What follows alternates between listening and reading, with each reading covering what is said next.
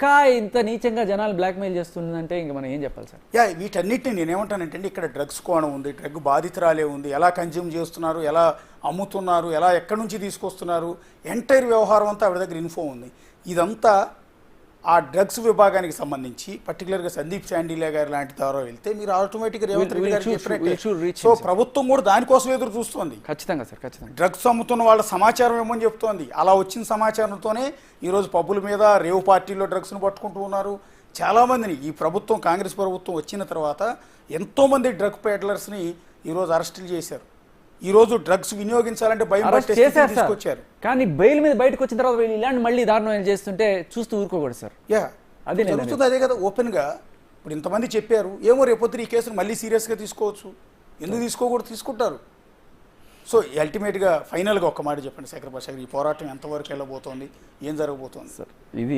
ఇది నా పోరాటమే కాదు, కానీ సడన్గా అవుట్ ఆఫ్ ఆ అమ్మాయి అలా చెప్పేటప్పటికి బలవంతంగా నోట్లు కుక్కిన నాకు సర్రమని బ్లడ్ బాయిల్ అయిపోయింది.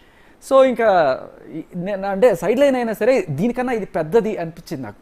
మగవాడికి జరుగుతున్న అన్యాయం కన్నా పాప ఈ డ్రగ్స్ కోణంలో చిన్న పిల్లలు అన్యాయం అయిపోతుందని వచ్చాను.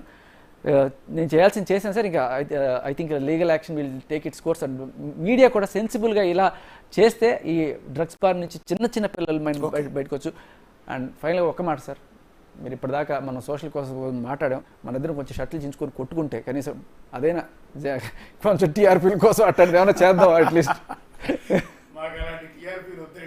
మా మేనేజ్మెంట్ కూడా ఒప్పుకోదు. ఒకవేళ నిజంగా నేను కాదు ఒక ఇద్దరు ఆడవాళ్ళని తీసుకొచ్చి వాళ్ళ చేత మీ మీదకి చెప్పులు వేయించి తద్వారా వీసి తెచ్చుకుందాం అంటే మా మేనేజ్మెంట్ కూడా ఒప్పుకోదండి, ఒప్పుకోదు ఖచ్చితంగా. మేము వాటికి విరుద్ధపడి, అందుకని ఆ టీఆర్పీలు మాకు అక్కర్లేదు, ఆ వీసు కూడా మాకు అక్కర్లేదు. ఒక కాజ్ కావాలి, ఒక మంచి సొసైటీ కావాలి. ఆ సొసైటీ, మంచి సొసైటీ నిర్మాణంలో బిగ్ టీవీ ఒక భాగస్వామి కావాలి. డ్రగ్స్ రహిత సమాజం కోసం తెలంగాణ సీఎం రేవంత్ రెడ్డి ఏదైతే ఒక పిలుపునిస్తూ ఉన్నారో, తెలంగాణ పోలీసులు, పర్టికులర్గా హైదరాబాద్ పోలీసులు, సిపిలు, ముగ్గురు సిపిలు, హైదరాబాద్, సైబరాబాద్, రాచకొండ సిపిలు ఏ విధమైన పోరాటం చేస్తున్నారో, ఆ డ్రగ్స్ని కంట్రోల్ చేయడానికి ఏ విధంగా నిందితులను అరెస్ట్ చేస్తున్నారో, మీలాంటి వాళ్ళు లేకపోతే ప్రీతి లాంటి వాళ్ళు ఎలా ముందుకు వస్తున్నారో వాళ్ళల్లో మాదొక భాగం అయి ఉండాలి. ఖచ్చితంగా అవ్వాలి. మిమ్మల్ని తిట్టించడం, కొట్టించడం ద్వారా మాకు వచ్చే టీఆర్పీలు అక్కర్లేదండి. ఆ డ్రగ్ నిందితులు పట్టుబడితే అంతకన్నా మాకు సంతోషం ఉండదు. అదే క్రమంలో మేము ఇవాళ ఈ లైన్ తీసుకున్నాము. సో ఇది భవిష్యత్తులో దీన్ని కొనసాగిస్తాము, ఖచ్చితంగా కొనసాగిస్తాం. ఈ డ్రగ్స్ వ్యవహారం అంతు తేల్చేందుకు బిగ్ టీవీ ప్రతిరోజు ప్రయత్నం చేస్తూనే ఉంటుంది.